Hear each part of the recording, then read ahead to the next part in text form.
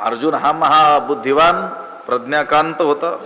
मग म्हणेगा प्रज्ञाकांता, प्रज्ञाकांत होता ना. उजवली आजी वक्तृत्वता, जे बोला एवढा श्रोता जोडला असे.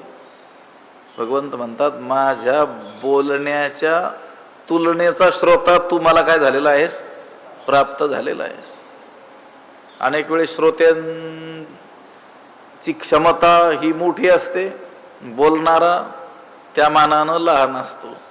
कधी कधी बोलणारा जो आहे त्याचं वक्तृत्व जे आहे त्याची व्यापकता मोठी असते, फक्त पुढच्याची ग्रहण क्षमता थोडीशी असते.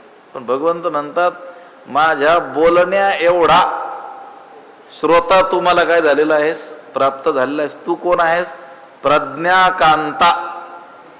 आणि म्हणून तुला ही मी माझी मुलगी दिली.